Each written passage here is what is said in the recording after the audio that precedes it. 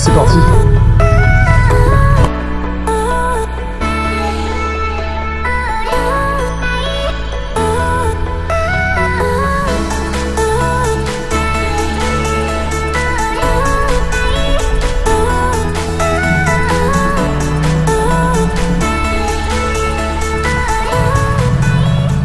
Même pour la 2, même pour la 2. Bonjour à tous, ici Superman, pour une petite vidéo UR1, un an après. Qu'est-ce que j'en pense? Est-ce que j'en suis toujours aussi satisfait? Niveau autonomie, confort, sensation. Allez, c'est parti. En premier point, oui. C'est une super bécane, clairement. Je la kiffe, mais chaque fois que je la prends, c'est le smile direct. C'est une pure moto, une pure machine à sensation. Ça, il n'y a pas photo, il n'y a pas photo.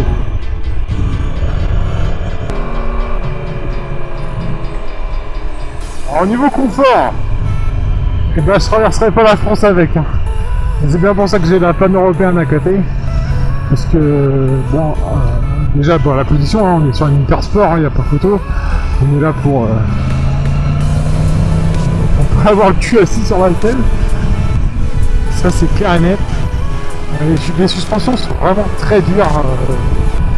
Moi, elles ont été assouplies parce que, franchement, sur la route, c'était totalement ingérable. On peut pas rouler sur des routes de campagne comme je roule avec la suspension réglée d'origine, c'est vraiment trop dur. La selle, c'est une planche de bois. Alors ça, par contre, c'est vraiment le point qui aurait pu être mieux fait sur ce modèle. On a mais une mousse de peut-être 1 cm d'épais. Vous êtes assis directement sur le plastique de la selle hein, au bout de quelques minutes. Au bout de 20 minutes, vous avez pu... vous êtes assis sur un tabouret, clairement. C'est vraiment une selle faite pour déhancher, hein. Pas fait pour rester assis dessus. Ça c'est clair. Mais bon. Elle est efficace. Alors, au niveau du confort, voilà, on est très sur les poignées. Donc, quand on n'a plus l'habitude, comme là, ça fait un moment que j'ai pas conduit, il faut me dire que les poignets ils ont du mal. Alors, surtout quand on se tape de la ligne droite pendant de longues minutes, là. Oh là là, les poignets c'est vrai. Autant le dos, les hanches, tout ça, ça va. Mais les poignets, franchement, la position des jambes, je la trouve pas inconfortable. On a les pieds sur les fesses, mais ça reste encore une position pas trop désagréable. Les poignets, dès qu'on fait de la ligne droite, tant qu'on a des courbes et qu'on est obligé de bouger sur la moto, on s'en rend pas compte, on n'a pas cette douleur-là. Par contre, dès qu'on reste en position statique, c'est horrible. Bon, en termes de maniabilité, tenue de route, bon là, on est dans... Pour faire de la ville, c'est de la merde. Mais bon, arriver à des vitesses plus élevées, c'est le top du top. Sérieusement, même par rapport à mon ancien R1, on voit qu'il y a une décennie d'écart, c'est impressionnant. Impressionnant la tenue de route. Et l'aisance. Pour s'inscrire en cours, c'est tu regardes, elle y va.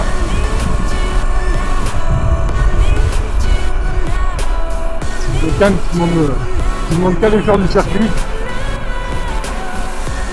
Alors le cross-plane, alors ça c'est on aime ou on n'aime pas. Perso j'étais pas fan. Au niveau son c'est quand même très particulier.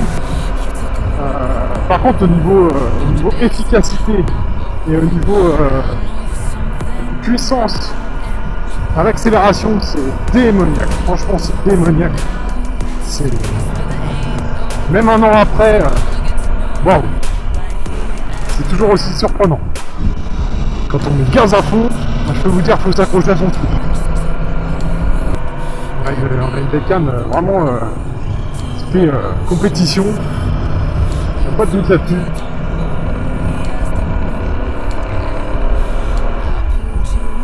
Surtout avec le shifter. Alors là, le shifter, c'est pareil, ça apporte des sensations supplémentaires d'accélération en continu qui sont bluffantes, vraiment bluffantes. Toujours au niveau moteur, le changement de régime à partir de 9 tours, le changement de son, on retrouve plus un son de 4 cylindres en ligne classique, on va dire, sans le canage crossplane. Et je peux vous dire que c'est jouissif. On a l'impression qu'on décolle. Et j'adorais cette sensation-là sur mon 750 GSX-R. Les plus petites cylindres, en 4 cylindres, elles font souvent ça. Elles ont un second souffle, enfin, elles ont vraiment toute la puissance qui arrive gros dans les tours. Et sur un 1000 avec le crossplane, on retrouve cette sensation. Et ça, c'est un truc que j'adore. Et vraiment. La différence, c'est que sur le 1000, vous êtes déjà des vitesses totalement illégales quand vous atteignez ce régime moteur. Et forcément, c'est dangereux pour vous et pour votre permis.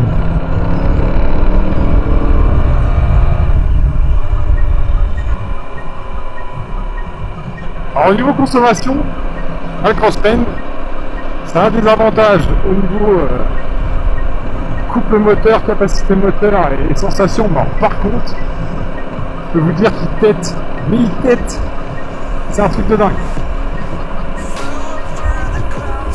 C'est un plein, j'ai fait 200 km vraiment grand maxi, et sans lui tartiner la gueule une seule fois, voilà, petite balade tranquille. Là ouais, on fait 200 bornes, mais sinon comptez plutôt 170-180 km si vous commencez à la ressouiller un peu, parce que ah bah elle envoie le pâté, ça c'est sûr. Oh là, bah non, elle envoie du steak. Toute la petite famille au Golden, là c'est sympa. Mais ouais, elle envoie du steak, non par contre bon, en consommation c'est autre chose.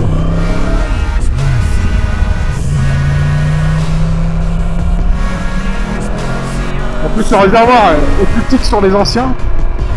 Donc bon, bah, ça fait perdre de l'autonomie évidemment. Ça c'est une certitude. Je ne peux pas avoir fait tous les techniques pour qu'on montre que moins d'essence égale moins d'autonomie. Mais ouais, on a une bécane qui est quand même vraiment petite piste même au niveau de l'autonomie. Écoutez-moi ça. Ah c'est bon.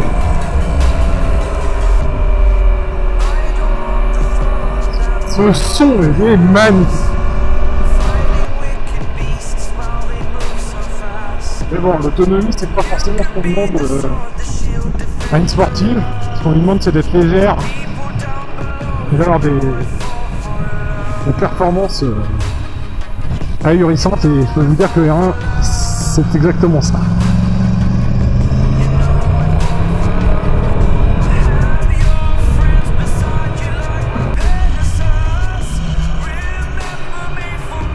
Même c'est ça.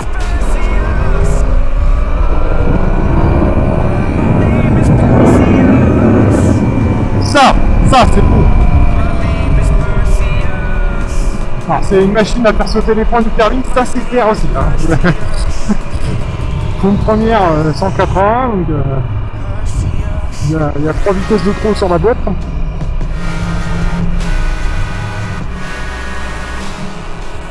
Ils sont juste là pour vous éviter de consommer 20 litres au 100.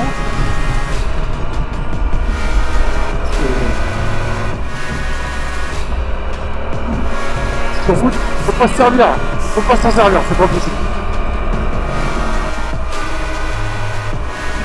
Ah, puis le shifter, ça rajoute des sensations encore d'accélération continue, elle pousse en permanence. Et vous passez les vitesses, il n'y a pas de temps mort. Ah, ça c'est pareil, c'est du bonheur. En termes de sensations, c'est extraordinaire.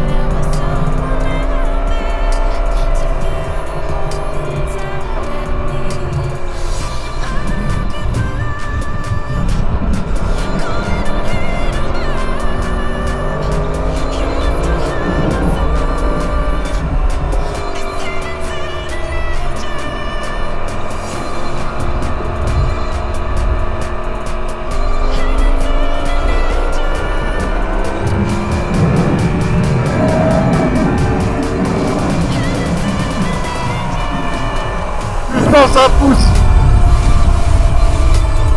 J'adore.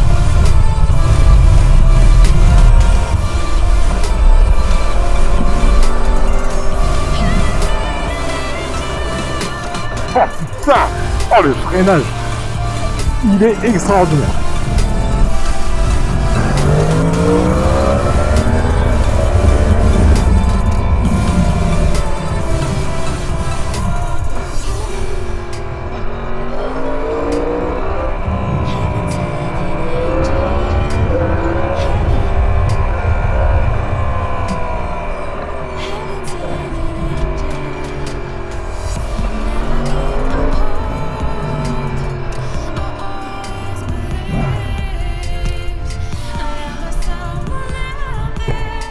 Tout est pensé circuit, la position,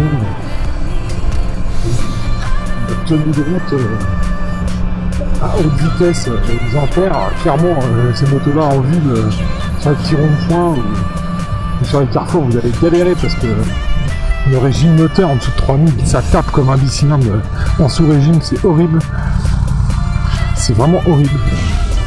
Et vous allez jouer de la première très très souvent, ça c'est une certitude. Oui, là, je préfère débrayer que de rester en première roulante parce que ça secoue, ça casse. Et c'est pas du tout agréable.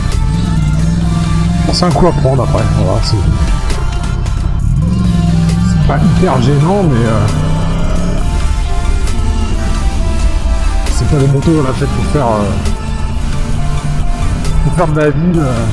Dès qu'on met gaz en grand, l'électronique rentre en action. D'ailleurs, je reviendrai dessus parce que ça peut être un petit peu déroutant. Mais vous avez l'électronique qui vous empêche de vous retourner, qui maintient la roue avant à quoi, allez, 5-10 cm du sol. Alors, moi, je suis pas du tout un pro du wheeling, je sais pas du tout faire de wheeling. Et je peux vous dire que moi, dès que la roue avant décolle un peu, j'ai tendance à couper les gaz et de se dire qu'il faut rester soudé pour avoir toute l'accélération que la machine est capable de donner. Et ben, faut avoir un gros cœur. Mais c'est assez sensationnel quand on le fait.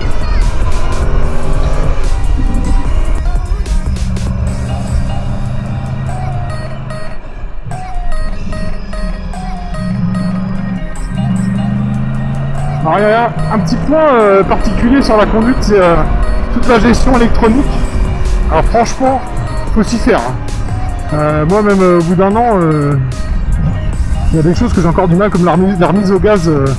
Voilà, par exemple, on prend la remise des gaz est assez violente et je trouve qu'il y a un petit temps de latence qui est un peu bizarre. Alors, en même temps, mon ancien R1 était à carbu. C'est pas du tout le même type de réaction. Mais là, bon, l'électronique elle est présente, faut s'y habituer. Trouver le filet de gaz, et voilà, c'est ça. En fait, le vrai problème, c'est de trouver le filet de gaz. C'est des motos qui sont un peu on-off. Les ronds-points, les machins, au filet de gaz, c'est un peu compliqué. C'est des choses... faut s'habituer en fait. Maintenant je commence à avoir le coup, je commence à mieux connaître la moto et ça me gêne beaucoup moins. Mais au début, c'était, ça en était même frustrant. J'en suis super content. C'est un monstre. Elle est magnifique. Elle est toujours aussi belle. Un an après, je n'ai encore aucune mécanique qui vaut en tout cas l'aspect aussi belle que la R1, hormis la Ducat 98, magnifique aussi.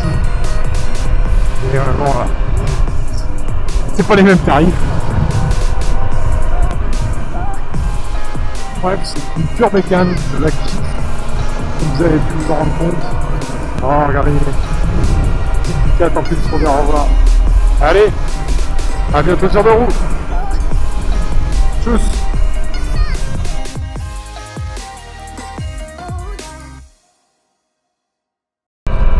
Ouais, la même route que je vous avais fait la présentation. Mais cette fois, je vais me taire. Et on va se faire juste la grimpette.